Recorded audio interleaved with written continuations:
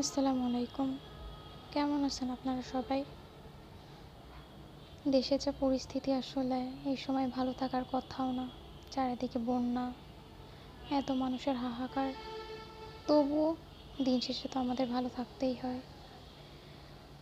এই তো সকাল থেকে আমার টুকটাক কিছু ভিডিও আমি শেয়ার করব। মুরগির মাংস রান্না করা হবে, আর মুরগির মাংসটা আম্মু সবসময় মাখাই চড়াই দেয়। এটা নাকি আম্মু নানির কাছ থেকে শিখেছে। আমার কেন জানি আম্মুর হাতের মুরগির গোশের স্বাদ সবার থেকে আলাদা লাগে, বেশ মজার। আর এই যে তেলাপিয়া মাছ, এটা মিমির জন্য, শুধু মিমির জন্য না, আমাদের জন্য। আমিও তেলাপিয়া মাছ খেতে খুব পছন্দ করি। তো এই তো মাছগুলা ঢালছিলাম, আম্মু বলল মাছগুলো আম্মু কাটবে আর আমি টুকটাক আম্মুকে সাহায্য করব। এই যে চলে এসেছে মাছের আসল ভাগিদার, না কি বলবো জানি না। হ্যাঁ, এখনও এই যে আমার সামনে এসে, মুখের কাছে এসে দেখছে আমি কি করছি। ওর একটা অদ্ভুত জিনিসটা বলি, অন্যান্য বিড়াল আছে যারা কাঁচা মাছ দেখলে নিয়ে চলে যায় বা কাঁচা মাছ খায়, আর আমার মিমির ক্ষেত্রে যেটা, সেটা হচ্ছে ও একদমই কাঁচা মাছ খায় না। ও শুধু চারিদিকে ঘুরবে, শুকবে আর চলে যাবে।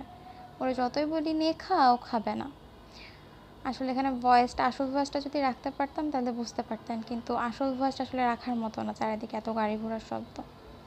এই যে আম্মু মাছ কাটছে আর ও এসে শুধু শুকবে আর আম্মুকে জ্বালাতন করবে মাছে হাত দিয়ে দিয়ে। মানে এইটা ওর কাছে একটা মজা। এই যে এটা যখনই মাছ আনে ও এটা করে, কিন্তু কখনোই মাছ যে নিয়ে চলে যাবে বা কামড়ায় নিয়ে যাবে এটা করে না, এমনকি রান্না মাছও না। এই তো ওইদিকে আম্মু মাছ কাটছে, এদিকে আমি মাংসটা চড়াই দিছি। যদিও আম্মুর মতো মজা হয়নি, আসলে মায়ের রান্না তো মায়ের রান্নাই, তাই না? এটা করতে করতে এদিকে এক পিস মাছ আবার মিমির জন্য সিদ্ধ বসানো হয়েছে। ও ইদানিং মাছের থেকে বেশি শুধু ক্যাটফুডটাই খাচ্ছিল। এই যে রেডি আমার মাংস রান্না করা। আসলে জিরে ভাজাটা দিতে ভুলে গেছিলাম। এই যে পোলাও ভাত, আলু ভাজি আর মাংস। আলু ভাজি ছাড়া পোলাও ভাত চলেই না। বিকেলে চা বানানোটা আমার ডিউটি বলা যায়। চা নিয়ে এই যে ছোট্ট একটা বাগান, এটাই দেখতে আসছিলাম। যদিও ছোট না, যথেষ্ট বড়। এবং এখানে এত গাড়ির শব্দ,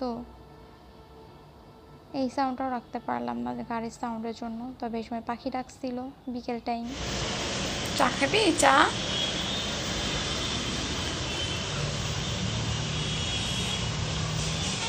নো।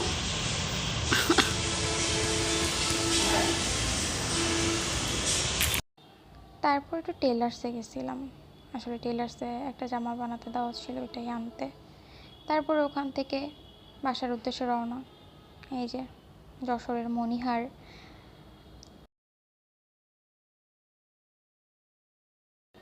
আসলে এতটা ঝাঁকুনি লাগবে বুঝতে পারিনি, পরে দেখছি যে না, ভিডিওটা খারাপ হয়ে গেছে, ভিডিও কোয়ালিটি অনেকটাই খারাপ।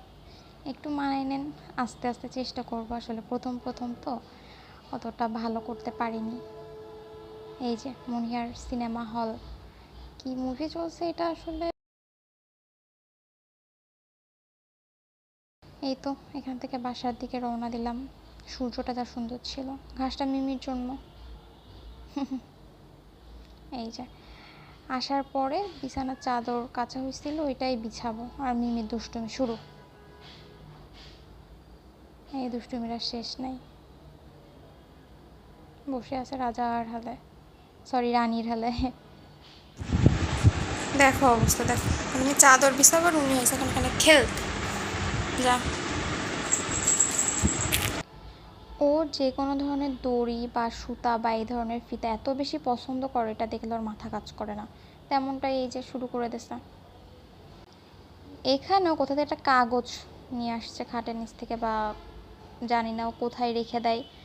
ওর যেই খেলার জিনিসগুলো লুকায় লুকায় রেখে দেয়। এই যে আমি এই কাগজটাকে লাড্ডু বানাই ওরে দিচ্ছি। ওর বলও আছে, কিন্তু যে কোথায় রাখে। এই যে আরেকটা জিনিস, যেটা হচ্ছে তেল।